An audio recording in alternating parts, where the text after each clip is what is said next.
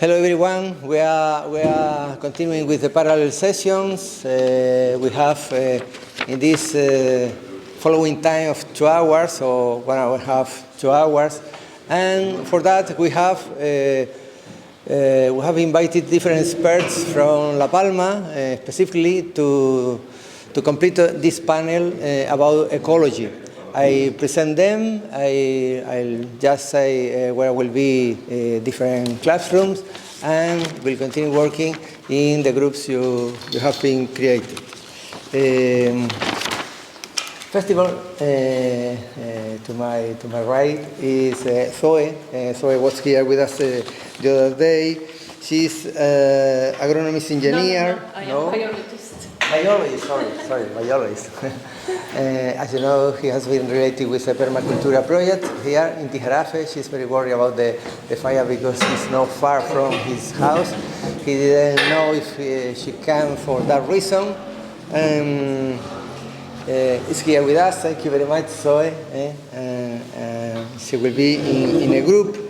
And in this group, because of the material and because of the thematic, we'll be together with Carlos Reyes, who you know also because he is the director of this center.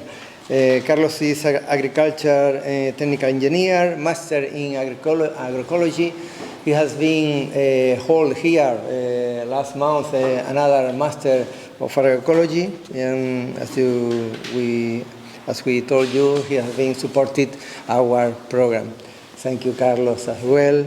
And continuing, Alfonso Montes de Oca is a person who lives here in Los Llanos de Aridane. He's a lawyer.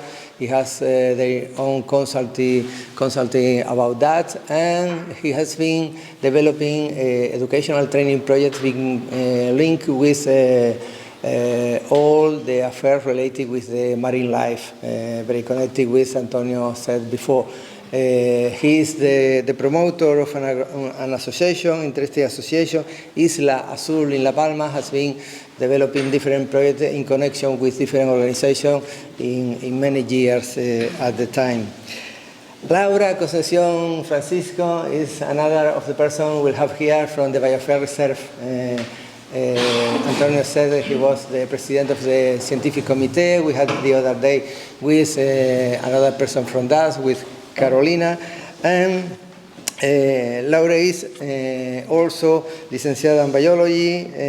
She's working in the Department of Habitat and Biodiversity and Marine and Terrestrial Environment in the Biosphere Reserve.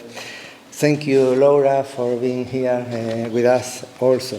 And finally, you know, Frank Garcia Lázaro, he doesn't need any presentation we had the other day. Then, we are working the following way. We have 4 rooms, 4 different groups, and I say which are these classrooms. In the classroom A upstairs will be Alfonso with the group of you. You'll meet with there, Alfonso. They go with you. With Laura, they are in the classroom C upstairs also, and when Frank Garcia Lázaro go to the classroom D. And a classroom we don't show you is the assembly hall, which is at the back of here, and there will be also Zoe and Carlos. The group who are with them will go at the back of that. We'll show you in a few minutes. Then for groups and for classroom, you'll meet there with them, and we'll have about 1 hour and a half. Isn't it, Vanessa? 1 hour and a half with the methodology you know, and afterwards we'll come again here to do a final briefing about the information or the work you have been done. Okay. Thank you all of you for being here, and have a good work.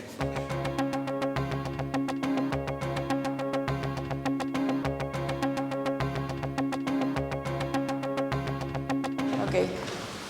So we are starting How did it go with the sharing in each of the groups? How do you feel like the invited guests and experts? Was it good? Great, amazing, great.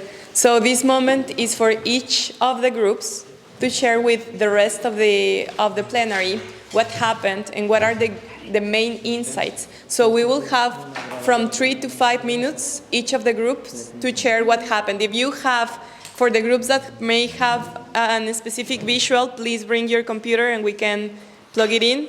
And I think we're going to go by order of the session, so we start with Miriam, right?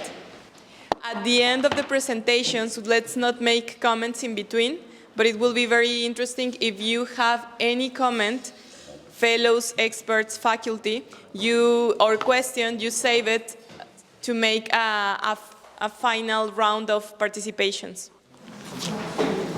Okay, so I'm going to start in the session with Antonio Fernandez. Vanessa did this amazing diagram, and we spoke about different topics, but the main topics I think within is innovation in La Palma, current state of the capacity for the island, and current state island development. Also about current state of the innovation, the current state of the well-being. That's it in general. So that's the next one. We realized that the effort we have to do to develop this kind of tourism or this kind of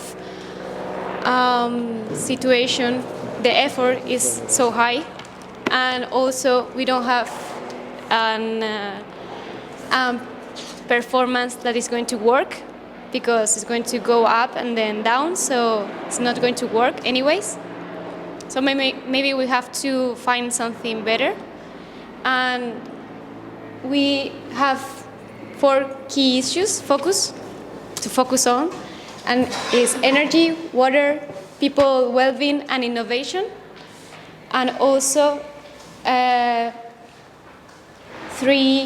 ideas to explore: limiting of tourism for the island, La Palma Scientific Center for Innovation, and also attracting foreign people. That's it. No.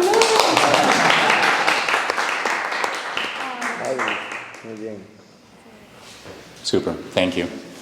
Okay, so the way that we structured our session was we started with a presentation that was given to us, where was some sort of outline of all the main challenges, starting from a global perspective, then going into a regional of the Canary Islands, and then going to a more specific of La Palma. That was very educational for us, very useful for us to come up with what's the main stock that we're trying to model around.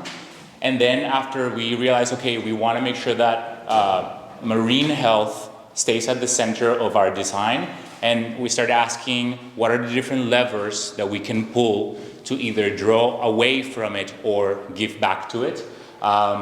So it was mentioned to us that the studies of marine ecosystem, there's a lack of studies to understand, for example, the density of fish in the sea and the overall health. And we also came up with potentially some hidden interests, some economic interests that prevent a further understanding of the ecosystem.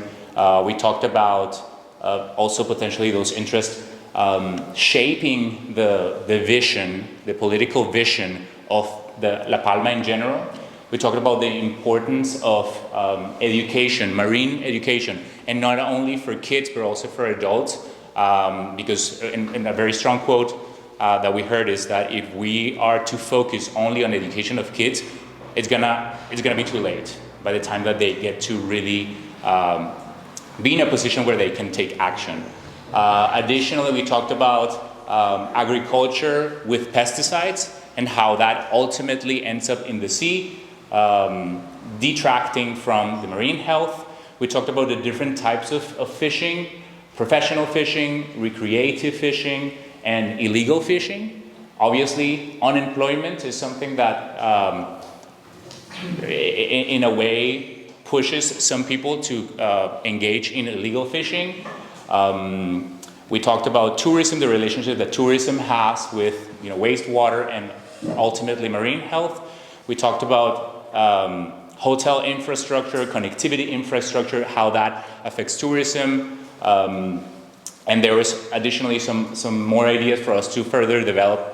I think I'm going over my time, but this is an overview of what our conversation led us to.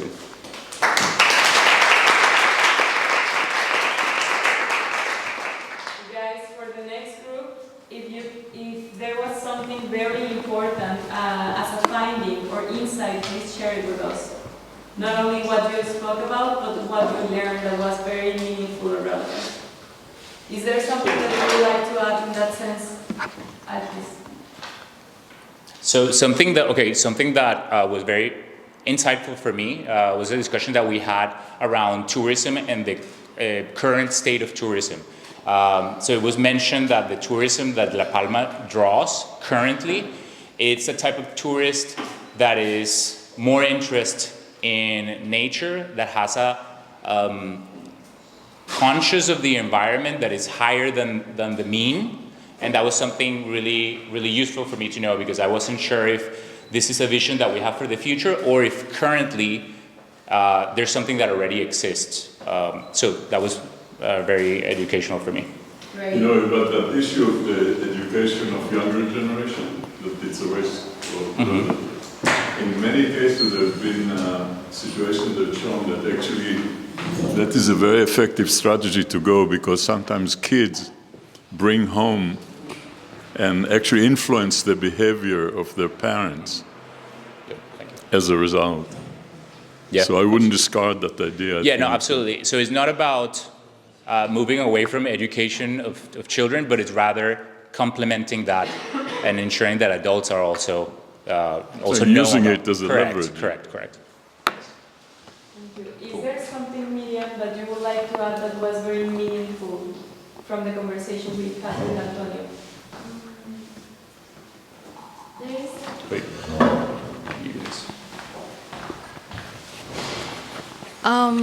I think the most meaningful, there were few things, but the most maybe is the idea of the progress of the island. Like young people have a lot of energy and new ideas to develop, but sometimes they don't have support to do the things that they need or they want to do. And I like the idea of create a kind of school or a place where this kind of young and energy people can develop their ideas and be support and be able to implement the things that they want to do. Should we go to the next? Should we go to the next? Group 2? Yeah, next group.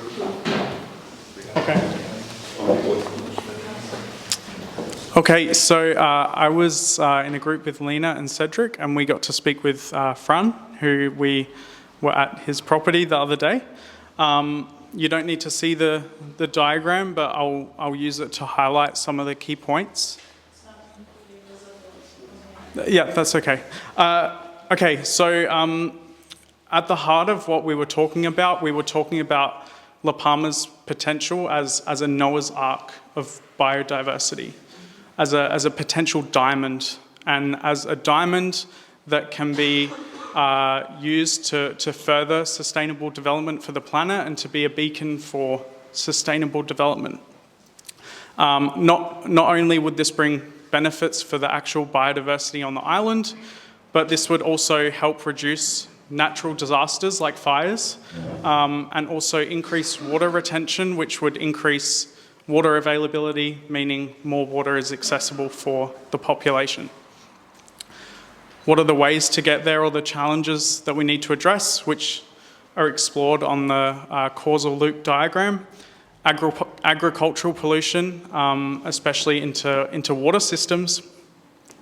The monocultures on the island, which we can potentially convert to more diversified local species, which provides an opportunity for ecotourism. And Fran actually believes that tourists can play a key role in protecting, nurturing biodiversity on the island and furthering sustainable practice.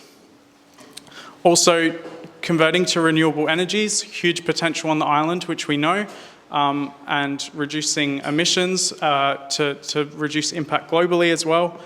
And also highlighting that water availability is a key issue, and one of the roadblocks here is the water management, how water is managed on the island, which we all know is complicated and could potentially be reformed. And actually, what is also needed to address some of these challenges is increased visibility of the island's challenges, both in terms of politically, regionally, but also, as I said before, La Palma has the potential to be a diamond, and we can also highlight what is going well here and hopefully create a better planet with our microcosm that we have here. And something, Fran also has history with marine environments and a lot of expertise there, but something interesting that we established very quickly is that La Palma has less potential for a developed marine industry, because as we've all explored when we're swimming in the ocean, La Palma, you're very shallow for a short period, and then it goes very deep very quickly. And this seems to be normal across all of the island, and when you have deep water very quickly, you have less light going to plants. With less plants, you have less marine life. So that would be an explanation for why we don't have such a diverse, immediate marine environment directly on the shores. So that was new information for us. That's all.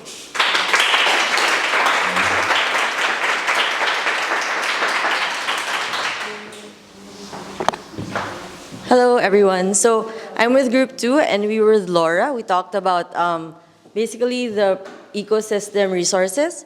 We talked about the pressures on it, from the terrestrial to the aquatic pressures. So in terms of terrestrial ecosystem resources, the pressures are basically coming from the invasive species. Sorry, just as a disclaimer, this took place in Spanish, and it was translated by Paula. So if I missed anything, please just jump in. So a lot of the pressures are coming from the invasive species, which are threatening the endemic species. And these invasive species came from colonial times until now, where actually domestic cats have become a problem also, because they're a threat to species that are not used to having cats as their predators. And the problem with the controlling invasive species that are coming in at present time is that there are no regulations. Or if there are regulations, it's going to come from one of the islands in the Canary Islands, and then it's going to come here into La Palma, which is threatening the biodiversity of La Palma. In terms of marine environment, the pressures are coming not just from livelihood fishing, but also from sports fishing. And there are actually places where if there are no sports fishing, if the areas are not good for sports fishing, then there's actually much more biodiversity. So basically what we talked about is that we needed to improve the conservation efforts of La Palma by also educating the population who do not know the benefits of these conservation efforts and who do not know that their actions are actually harmful to conservation. Like, we can't just tell them that, oh, you can't bring in your cat, or you can't bring in this beautiful plant in your garden, because actually that's defeating the conservation efforts that need to be much more communicated to the population. That's it. Thanks.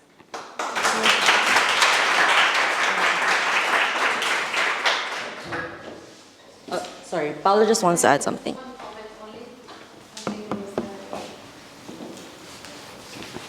I think only just one thing to add to the wonderful presentation would be that we discussed how important it is the diversification of fisheries and diversification of eco-agriculture, and how there are resources already available. Like, for example, they have a germ collection of all seeds from native plants in the Canary Islands, and how those could be made available for agricultures to plant, like native, resilient, and good for the resilience of the ecosystem overall in agricultural practices. Maybe this. Okay. Okay. So I'm actually going to start here. I'm sorry, you guys. I don't know how to use Windows.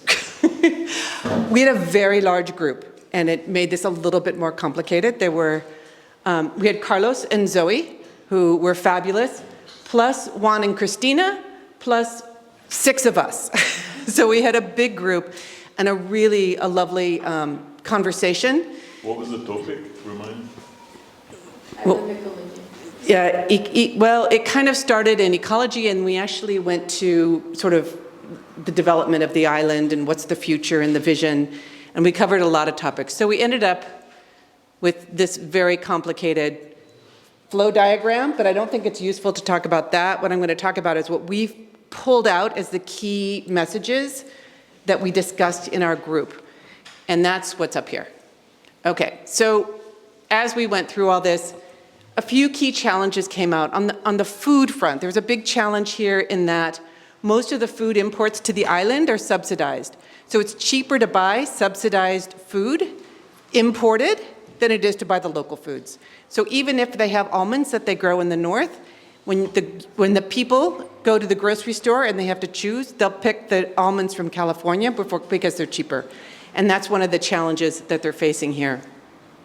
In agriculture and economics, there's no sort of holistic plan for agriculture. Right now, it's survival.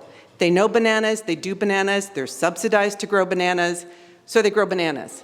And if it is going to change, it's going to take a lot of work to develop the full plan for what kind of products, how do you market them, what's the supply chain, where are they going to be delivered to. That whole path needs to be worked out. And what they said is the Spanish aren't very good at marketing. So we need to get better at marketing our products. And we also need to do a better job of sharing our knowledge that organic agriculture helps people, it helps the planet, it helps our health. It's a really healthy thing for the island, and that it does work. And there are actually some interesting successes in organic agriculture. Permaculture products, some dried food products. There are some successes that are happening around the island, but they're not shared as broadly and as well as they could be to help encourage and share that knowledge. We talked about education. And in education, much of this is what we talked about in terms of the young people. You grow up in La Palma, you go away to college, and there's nothing pulling you back. So looking for educational opportunities and incentives around professional development, around agriculture, and communicating that opportunities on La Palma exist. And their leverage points are to make agriculture it's kind of the marketing or the pieces in place to make agriculture a more valuable in social, financial, and in status. Right now the status is pretty low of going into agriculture, which is why the locals don't necessarily want to come back to it. We need to creating that belief is one of the ways we can keep the youth in La Palma. They said they go away, they come back, I don't want to do agriculture, and they leave. We talked a little bit about K-12 education, and it goes to what Michael was saying earlier. If you can get the kids knowledgeable, there's not transparency in the people of La Palma of how the island works. What are the systems here at the island that are working? What are the challenges? What are the risks? What are the opportunities? If we can create that knowledge and understanding with the children, then they can tell their parents and tell their families, and we can sort of spread that understanding. But right now, it's you go to the grocery store, you buy your cheap almonds, and you don't really think about the fact that there's shipping and transportation and whales that are dying and pesticides going out to the ocean. All of that, none of that's taught in the schools. One thing that's was another interesting piece we saw, is that there are 4 communities here. There's the local people who were born here, whose parents lived here, who really love the island and have a very strong connection. There's a pretty substantial German community. They have money, they've come, they've bought land. Many of them are retirees. They've retired here, or they have children here. But it's a different philosophy of life on the island. There's a pretty strong alternative lifestyle. People who come from all over Europe to live alternative lifestyles. You know, some people call them gypsies, but they're kind of off the grid kind of people. And then there are a lot of Venezuelan and Cuban immigrants. Many of those are actually working in the fields and working in the farms and working in the service industry because the locals don't want to do it because it's not valued. So finding a way to pull those communities together into a single vision is one of the challenges and opportunities one have. And one thing that has really come up, especially after these fires in the volcano, is that there is a very strong focus on helping each other. When the fires happened, the communities pulled together to help each other. When the volcano happened, people came out to help each other. But there's concern that there needs to be a natural disaster to create a common enemy to bring the people together. So is there a way to create a common enemy to pull all these people together? And all of that turned into this lovely diagram that needs a lot of fleshing out, and now I can't figure it. There we go. All that turned in here, and it was getting very complicated, and we can potentially simplify it all, but those were what we felt were the kind of the key points, leverage points. And I think Ben has a comment to make. Very briefly. Okay. So first, I just want to apologize for the messiness of this. We fully intend to go back and clean this up. It was more of a group model building exercise where we were learning from and with our partners here, several of which are obviously in the Canaries.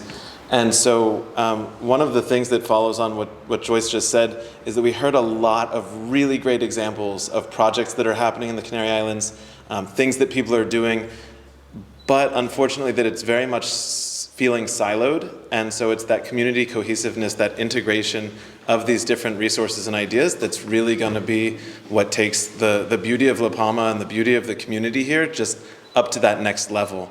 And so very much so we were feeling like we're going to be calling attention to what's really already working here as opposed to bringing in like our new idea. It's not like that. So I just want to emphasize that for the group here. And thank you all for your time.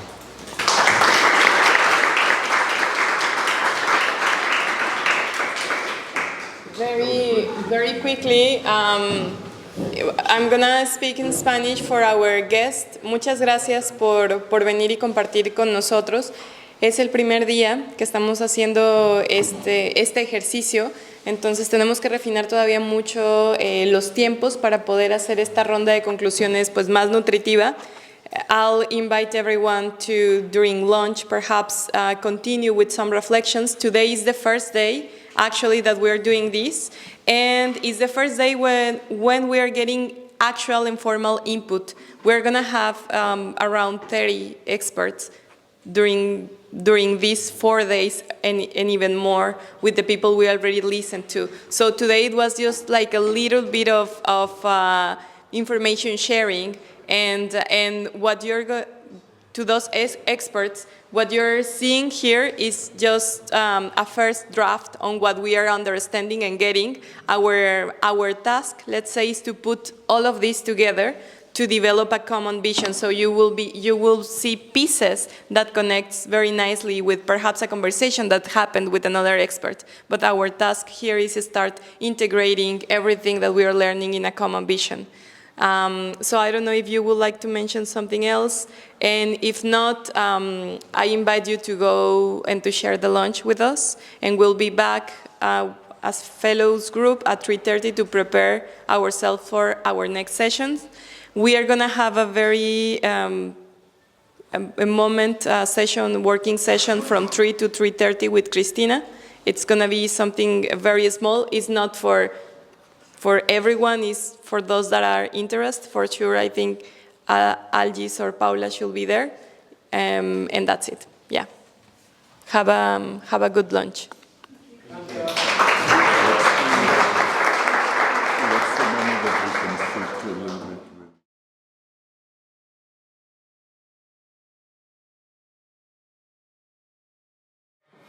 Y pues looking forward